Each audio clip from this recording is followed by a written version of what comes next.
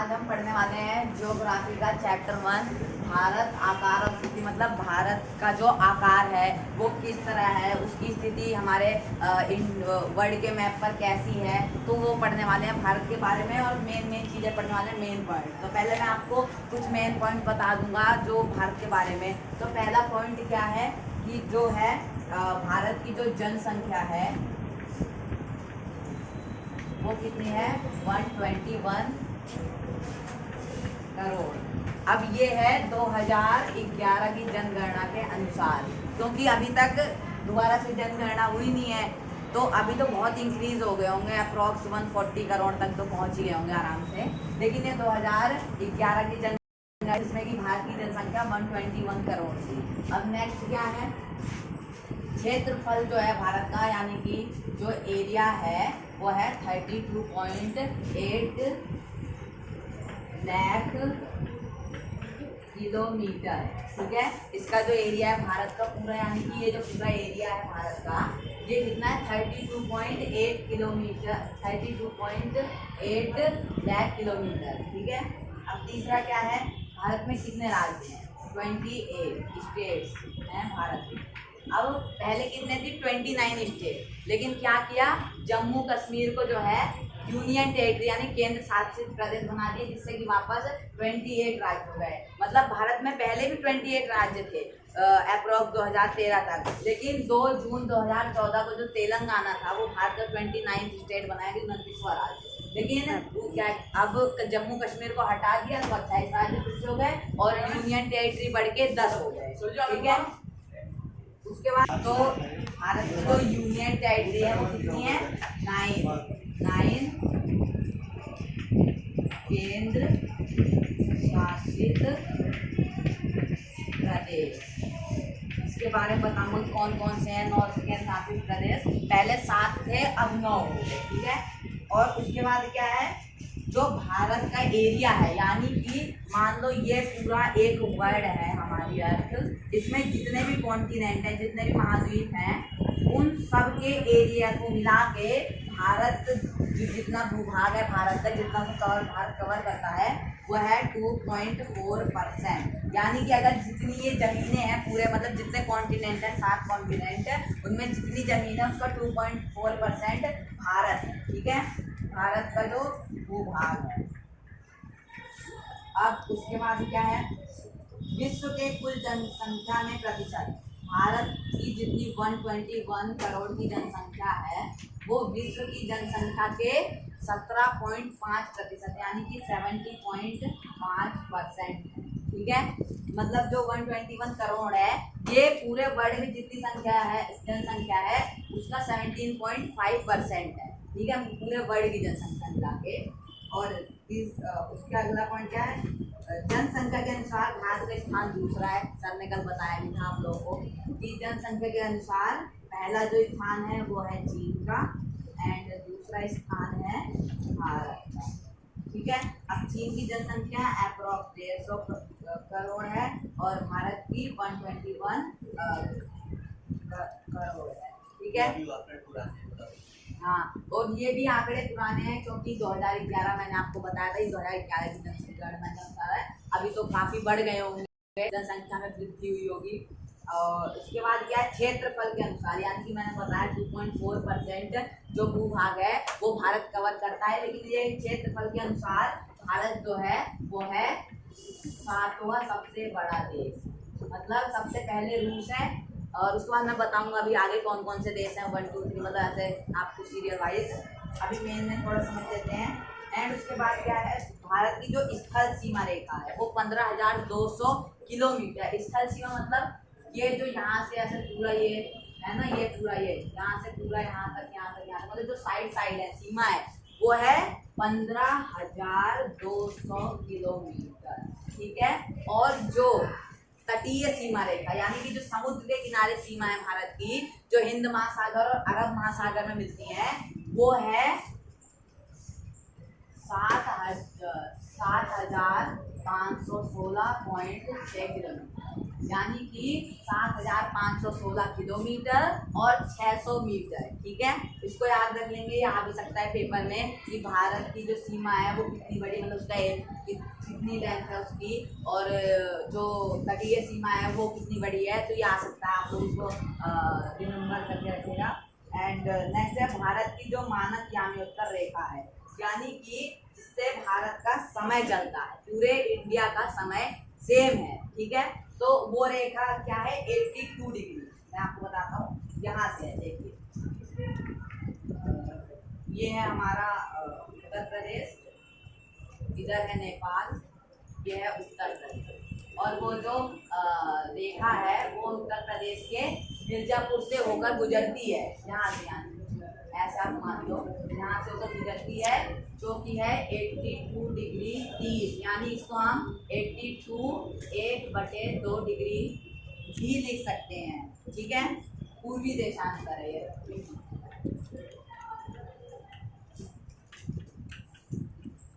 ठीक है, ये है हमारी समय, जिससे कि पूरे इंडिया का समय चलता है। उसके बाद क्या है, भारत की अक्षांशीय विस्तार जो है वो है 8 डिग्री 4 मिनट से लेकर 37 डिग्री 6 मिनट तक।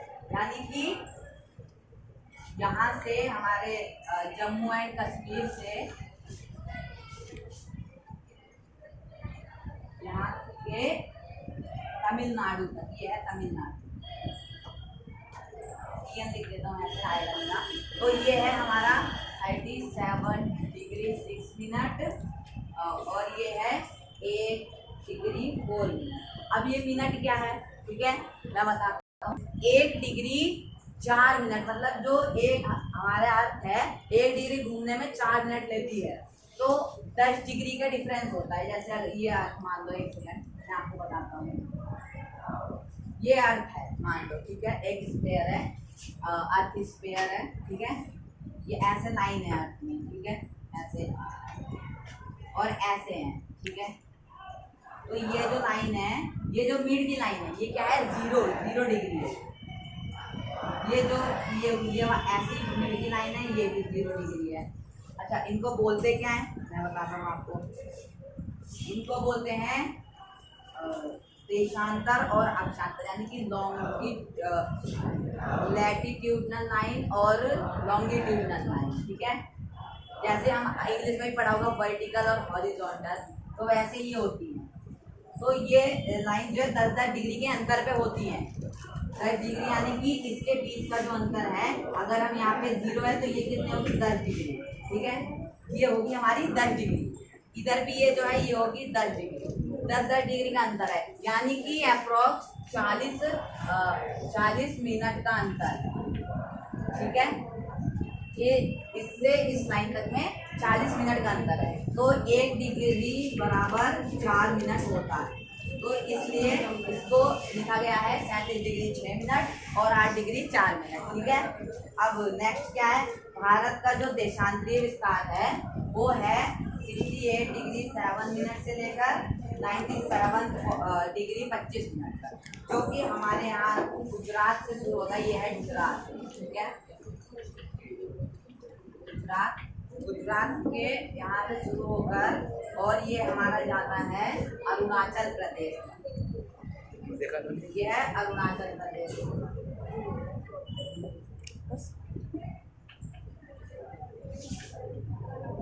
ठीक है, और ये कितनी है, 97 डिग्री 25 मिनट, और ये कितनी है, 68 डिग्री 7। ठीक है, अब नेक्स्ट क्या है, ये है हमारी देशांतरीय रेखा। देशांतरीय रेखा यानी कि लॉन्गिट्यूडनल लाइन।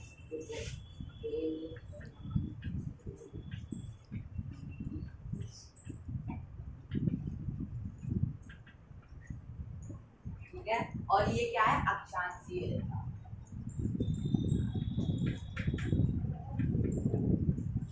यानी कि लैटिट्यूड।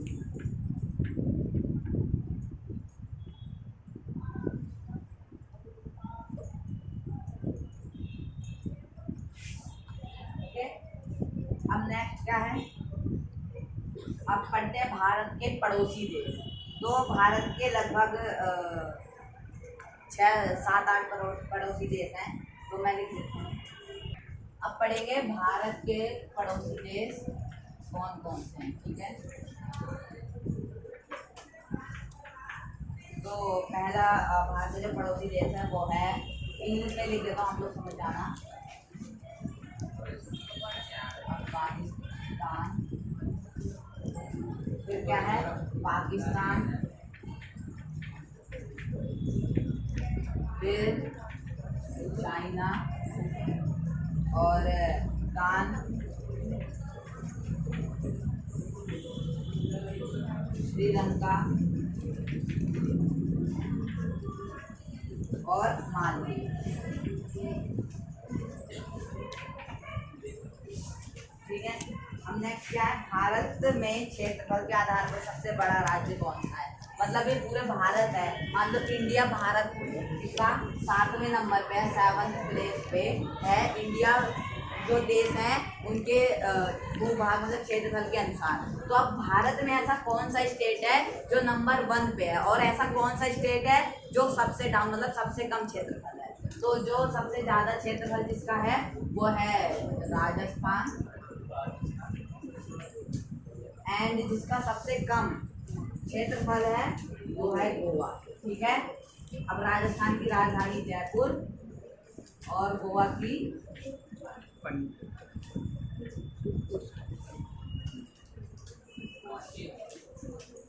ठीक है। अब राजस्थान कहाँ पे, मैं आपको दिखा देता हूँ एक बार हमारे मैप पर। तो राजस्थान यहाँ पे है गुजरात के बगल में, ये है हमारा राजस्थान। एंड ये है गोवा, छोटा सा तमिलनाडु के बिल्कुल बगल में, छोटा सा ये है हमारा गोवा। और सबसे कम क्षेत्रफल गोवा का है, सबसे ज़्यादा क्षेत्रफल राजस्थान का है, ठीक है। उसके बाद क्या है, भारत में सबसे क्षेत्रफल जिसका छोटा है वो तो गोवा ही है, ठीक है। अब हम पढ़ेंगे देशांतरीय रेखा और अक्षांशीय रेखा का यूज क्या है, मतलब क्या किस लिए ये काल्पनिक लाइन है। वैसे तो असली में है नहीं, ये काल्पनिक लाइन है, लेकिन क्यों बनाई गई, इस लाइन का उपयोग क्या है। तो पहली बात, इस लाइन का उपयोग पूरे वर्ल्ड में किसी भी देश या किसी भी जगह की स्थिति को बताने के लिए इस रेखा को बनाया गया है। काल्पनिक इमेजिनरी लाइन बोलते हैं इसको हम काल्पनिक रेखा, यानी कि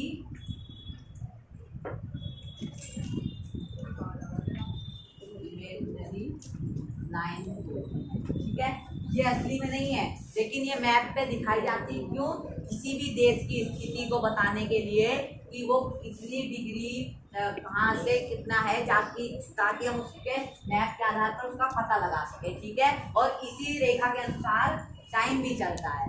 अब आप देख लो, जो लंदन है, लंदन से हमारे भारत का टाइम 5.5 घंटा आगे, यानी कि 5.5 घंटा आगे, ठीक है।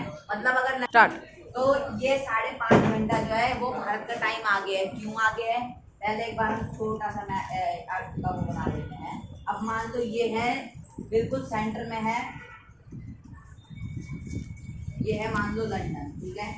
जहाँ से होके जा रही है, इस लाइन को बोलते हैं GMT, यानी कि ग्रीनविच मीन टाइम, ठीक है। इसी से ही सारे देशों का जो टाइम है वो चलता है। लेकिन जैसे कि मैंने आपको बताया कि जैसे एक ये लाइन्स हैं, ये लाइन्स कितने 10-10 डिग्री की दूरी पर, यानी कि 40 मिनट की दूरी पर है। अगर टाइम आप देख लो, अगर कोई भी देश लंदन से लेफ्ट साइड है तो उसका टाइम माइनस में होगा। 10 डिग्री लेफ्ट है तो 40 मिनट माइनस होगा। 20 डिग्री लेफ्ट है तो 80 मिनट, यानी कि 1 घंटा 20 मिनट। 30 डिग्री लेफ्ट है 30 डिग्री लेफ्ट है तो 120 मिनट होगा। ऐसे ही जब इधर होगा तो प्लस होगा टाइम, मतलब उस यहाँ अगर लंदन में मान लो 5 बज रहे हैं और उससे 10 डिग्री आगे कोई देश है 10 डिग्री राइट की साइड, तो वहाँ पे 5:40 हो रहे हो, क्योंकि इधर को टाइम प्लस होता है और इधर को माइनस होता है। तो हमारा इंडिया जो है वो लंदन के राइट साइड है, इसलिए 5.5 घंटे आगे है। ठीक है।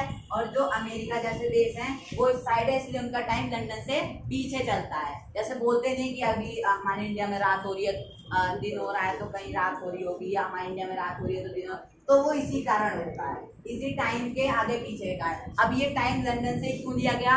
अब देखो कोई भी ये नहीं है देश में कि हम अपना अपना टाइम चला दें। अगर हम अपना अपना टाइम चलाएंगे तो पूरी दुनिया की जो टाइम एक वो लिस्ट है, मतलब टाइम के हिसाब से दुनिया चलती है, अस्त व्यस्त हो जाएगी। ठीक है, तो दुनिया को एक ही टाइम के साथ चलना पड़ता है पूरे वर्ल्ड को। जैसे हम कैलेंडर भी देख लेते हैं, सेम डेट पूरे वर्ल्ड में वही होती है, ये नहीं कि इंडिया में अलग। अब इंडियन कैलेंडर था पहले, जैसे इंडिया में अप्रैल के स्टार्ट में हम न्यू ईयर मनाते हैं इंडियन के हिसाब से, लेकिन अब हमें उनका कैलेंडर फॉलो करना पड़ेगा क्योंकि पूरे वर्ल्ड में भी चल रहा है, तो अब उनके हिसाब से 1 जनवरी को न्यू ईयर हो गया। तो वैसे ही ये जो टाइम है वो पूरे वर्ल्ड का सेम चलता है, मतलब इसी हिसाब से इधर का माइनस होके चल रहा है, इधर का प्लस होके चल रहा है। ठीक है, अब उसके बाद क्या है, और मैंने यही बता दिया कि देशांतर रेखा का यूज क्या होता है, अक्षांशीय रेखा का यूज क्या होता है, किसी भी देश की स्थिति को बताने के लिए, जगह की स्थिति कि वो कितने डिग्री देशांतर और कितने डिग्री अक्षांतर पर है। ठीक है, अब क्या पढ़ेंगे, कर्क रेखा का है। ठीक है, कर्क रेखा 23 डिग्री 30 मिनट से, यानी कि 23 डिग्री 1/2 से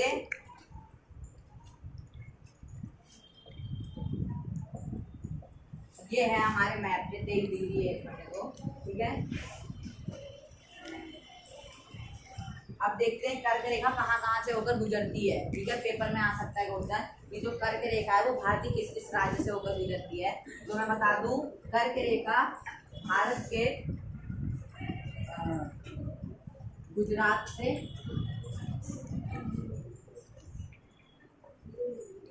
राजस्थान,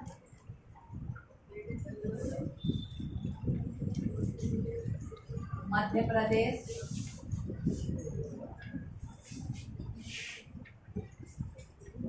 ठीक है, और छत्तीसगढ़,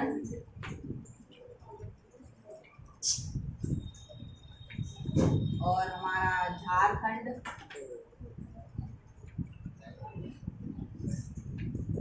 फिर है हमारा पश्चिम बंगाल यानी कि वेस्ट बंगाल,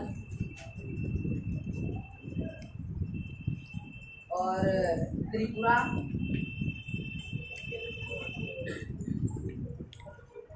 और मिजोरम। इन सब भारत के इन सब स्टेट से जो कर्क रेखा है वो पास आउट करती है, यानी कि होकर गुजरती है। ठीक है, अब मैं आपको बता दूं, मैंने शुरू बताया कि भारत का जो स्थान है वो 7वें नंबर पे है। अब मैं बताऊं कि भारत मतलब पूरे वर्ल्ड में कौन कौन से देश किस किस नंबर पे हैं, यानी कि 7 नंबर तक देश बताऊंगा, पहला कौन है, दूसरा कौन है, तीसरा कौन है। तो ठीक है, तो पहला जो देश है हमारा वो है रूस। ठीक है, यानी कि रसिया, रूस यानी कि रसिया। एंड सेकंड नंबर पे जो हमारा मैं आपको सीधा बता देता हूँ, तो पहले नंबर पे जो है हमारा रूस है, यानी कि रसिया, जो कि क्षेत्रफल में सबसे ज़्यादा है, पूरे वर्ल्ड में सबसे बड़ा क्षेत्रफल इसी का है। ठीक है, अब सेकंड नंबर पे क्या है हमारा, चीन, यानी कि चाइना, यह है सेकंड नंबर पे क्षेत्रफल में, इसका विश्व में सबसे ज़्यादा क्षेत्रफल है। दूसरे नंबर पे पहला है रसिया, दूसरा है चीन। ठीक है, और तीसरा क्या है हमारा, कनाडा,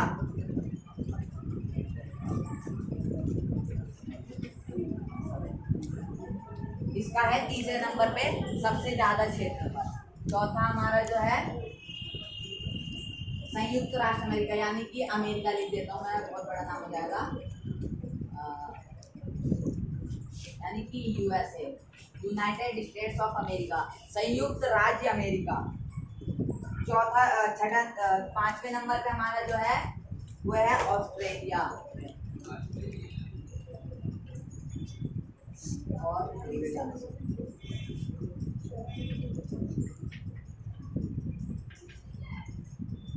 6th नंबर पे जो है हमारा ब्राज़ील,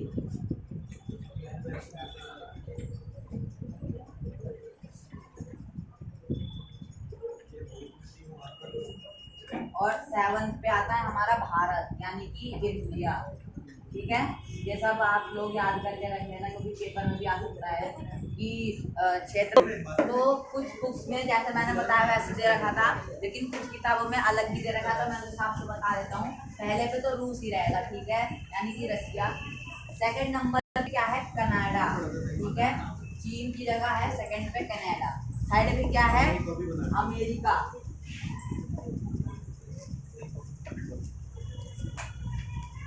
और फोर्थ पे क्या है, फोर्थ पे आता है हमारा चीन।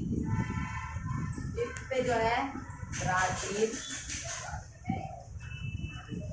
फिर है ऑस्ट्रेलिया,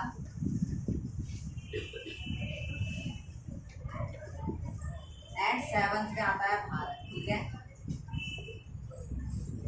अब हम पढ़ेंगे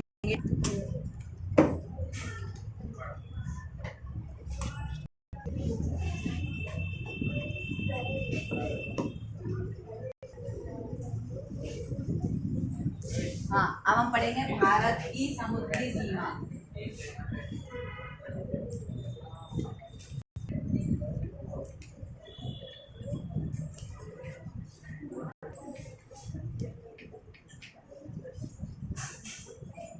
तो भारत की समुद्री सीमा है, मतलब कि अगर आप समझ लो ये है भारत, ठीक है, तो इसके तट से लेकर यहाँ के 21 किलोमीटर तक, ठीक है, 21.9 किलोमीटर तक भारत की सीमा है हिंद महासागर में। एंड उसके बाद जाए वो दूसरे देशों की सीमा है। ठीक है, समुद्र में 21.9 किलोमीटर तक, ठीक है, 12 मील तक, यानी कि 12 मील ये है भारत। मतलब अगर ये समझ लो ये है समुद्र, तो 21.9 किलोमीटर तक भारत की सीमा, मतलब ये समुद्र 21.9 किलोमीटर तक भारत के अंदर में आता है। उसके बाद दूसरे देशों के अंदर में आता है। और यहाँ पे भारत की जो नौसेना यानी कि नेवी है वो उसकी फोर्स यानी कि सबमरीन्स और जो शिप्स होते हैं वो चलते हैं। और जहाँ पे ये सीमा एंड होती है वहाँ पे नेवी के जवान होते हैं, जैसे हमारे बॉर्डर पे होते हैं सैनिक, वैसे ही वहाँ पे भी पोर्ट में सैनिक शिप्स में होते हैं, ताकि कोई भी हमारे समुद्र से हमारे देश में एंटर ना कर पाए। जैसे कि सीमा से करते हैं तो वहाँ खड़े होते हैं सोल्जर, तो उसकी वजह से नहीं कर पाते, वैसे ही समुद्र से भी ना कर सके। ठीक है, अगला क्या है, हिंद महासागर में भारत की केंद्रीय स्थिति से भारत को लाभ। अब लाभ क्या होता है, भारत में हिंद महासागर जो है, भारत जो है हिंद महासागर के केंद्र में है। ठीक है, तो इससे क्या क्या लाभ होते हैं, इसने ट्रांस हिंद महासागर मार्गों के कारण भारत को एक राजनीतिक लाभ दिया है। मतलब राजनीतिक लाभ क्या है, जब भी कोई देश इधर से यानी कि पूर्वी एशिया के देशों को जोड़ता है, ये दक्कन प्रायद्वीप जो है, मतलब हिंद महासागर में फैला हुआ है दक्कन प्रायद्वीप, जो भारत को पश्चिमी तट से पश्चिम एशिया, अफ्रीका और यूरोप के साथ और पूर्वी तट से दक्षिण पूर्व एशिया के साथ निकट संपर्क स्थापित करता है। मतलब जो दक्षिण पूर्व एशिया है, अफ्रीका और यूरोप के साथ, और दक्षिण और पूर्व के जो एशिया है उनको जो संपर्क मतलब करने में मदद करता है। ठीक है, भारत बीच में आता है इसलिए। नेक्स्ट क्या है, विशाल तटरेखा और प्राकृतिक बंदरगाह और दूर के देशों के साथ व्यापार और वाणिज्य करने में भारत को लाभान्वित होती है। मतलब कि इसकी जो ये सीमा है ये हिंद महासागर की, ये बहुत बड़ी है। अब इससे इंडिया को भी फायदा होता है और दूसरे देशों को भी। दूसरे देश इंडिया को व्यापार करने में फायदा होता है। अब देखो व्यापार दो रास्तों से किए जाते हैं, तो व्यापार दो तरह से इंडिया को लाभ होता है। ठीक है, व्यापार किस तरह से होते हैं, दो तरह से। अगर हम व्यापार दूसरे देश से कर रहे हैं, या तो उस देश की सीमा मिली होनी चाहिए, अब जिस देश की सीमा नहीं मिली, जैसे अमेरिका हो गया या दुबई हो गया, बहुत दूसरे देश जो समुद्र के पार दूसरे कॉन्टिनेंट पे हैं, तो उनसे व्यापार दो तरह से होता है, या तो एरोप्लेन यानी कार्गो शिप द्वारा, कार्गो प्लेन द्वारा होता है, या तो शिप। अब प्लेन में ज़्यादा सामान नहीं ला सकते हैं, उसमें एक सीमित क्षमता होती है, लेकिन शिप जो होते हैं बहुत बड़े बड़े होते हैं, तो उनको हिंद महासागर के द्वारा दूसरे देश तक भेज देता है, जिससे कि इसको खर्चा कम आता है, भारत को लाभ ज़्यादा होता है। और भारत को खुद भी एक फायदा था भारत के लोगों को। पहला तो भारत जो है बंदरगाह के कारण पैसा कमा लेता है निर्यात और आयात करके, ठीक है। और दूसरा क्या है, भारत के बहुत सारे लोग जो मत्स्य पालन यानी कि मछलियों को पकड़ते हैं और बेचते हैं, उनको भी इससे बहुत बड़ा फायदा, क्योंकि भारत की जो तटीय सीमा है जैसे तेलंगाना, तमिलनाडु, यहाँ के अधिकतर लोग जो है वो मछलियाँ पकड़ते हैं और बेचते हैं। तो इससे फायदा क्या है, समुद्र में उन्हें मछलियाँ मिल जाती हैं जिससे कि उन्हें भी फायदा हो जाता है और अपनी जीविका चला पाते हैं।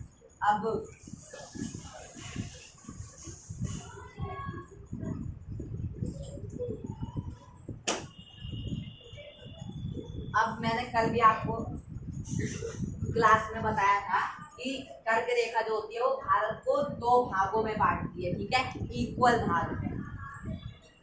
जैसे कि हो गया, देखो यहाँ से आ रही है तो ये इधर आधा इधर हो गया, हाफ इधर, मतलब इक्वल भाग में बांटती है। अब नेक्स्ट क्या है, उप महाद्वीप। इस महाद्वीप का एक बड़ा हिस्सा जो भौगोलिक, सांस्कृतिक, आर्थिक दृष्टि से महाद्वीप के अन्य भागों से अलग पहचान रखता है तथा उसके भूभाग में एक रूपता हो, उप महाद्वीप कहलाता है। उप महाद्वीप क्या होता है, ठीक है, किसी महाद्वीप का एक बड़ा हिस्सा, महाद्वीप जैसे एशिया हो गया वो एक महाद्वीप कॉन्टिनेंट, उसका एक बड़ा हिस्सा मतलब बहुत बड़ा भाग जो भौगोलिक यानी जियोग्राफिकल, सांस्कृतिक और आर्थिक दृष्टि से महाद्वीप के अन्य भागों से अलग पहचान रखता है। यानी कि जैसे मान लो आप एक श्रीलंका है, ठीक है, ये एक उप महाद्वीप है लेकिन ये एक देश भी है, तो ये हो गया हमारा उप महाद्वीप के एग्जाम्पल, जो कि दूसरे से अलग अपनी पहचान, अलग अपनी आर्थिक स्थिति और अपनी संस्कृति उसकी सब अलग है। तो वो जो होते हैं उप महाद्वीप, उन्हें हम उप महाद्वीप, मतलब ऐसे जो छोटे छोटे देश होते हैं उन्हें हम उप महाद्वीप कहते हैं, जैसे श्रीलंका हो गया। तीसरा क्या है, भारतीय उप महाद्वीप में सम्मिलित देशों के नाम। अब भारत के सम्मिलित जो देश है उप महाद्वीप वाले कौन कौन?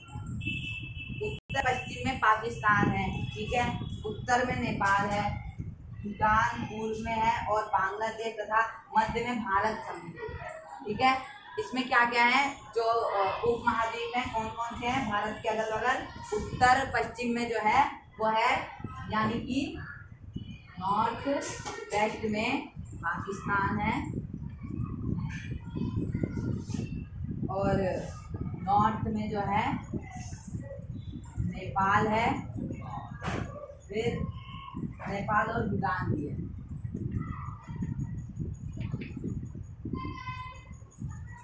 पूर्व में यानी कि ईस्ट में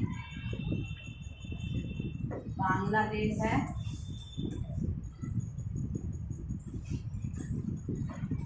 और सेंटर में जो है वो हमारा इंडिया खुद है, ठीक है। तो यही था इस चैप्टर में, ज़्यादा कुछ नहीं था। और मैंने आपको बताया था केंद्र शासित प्रदेशों के बारे में बताऊंगा, तो एक बार सुन लो। दिल्ली जो है वो भी एक केंद्र शासित प्रदेश है जो कि केंद्र के अंडर में आता है, मतलब वहाँ पर केंद्र का रूल भी चलता है। तो टोटल 9 है। पहला है दिल्ली, दूसरा है अंडमान निकोबार, तीसरा है चंडीगढ़, चौथा है दादर नगर हवेली, पांचवा है लक्षद्वीप, छठा है पुडुचेरी, सातवां है दमन एंड दीव, आठवां है लद्दाख और 9वां है जम्मू कश्मीर। मैंने शुरू में बताया जम्मू कश्मीर को स्टेट से हटा के यूनियन टेरिटरी में शामिल कर लिया गया और 2 राज्य बना दिए गए, एक है लद्दाख और एक है जम्मू कश्मीर। पहले जो जम्मू कश्मीर था, लद्दाख जम्मू कश्मीर के अंडर में आता था और वो पूरा एक स्टेट था, लेकिन उसको हटा के यूनियन टेरिटरी में शामिल कर दिया गया, ठीक है। तो यही था इस चैप्टर में और ज़्यादा कुछ मतलब चैप्टर खास नहीं, ईजी है। तो आई होप आपको समझ आया होगा। नेक्स्ट इस चैप्टर के साथ मिलेंगे।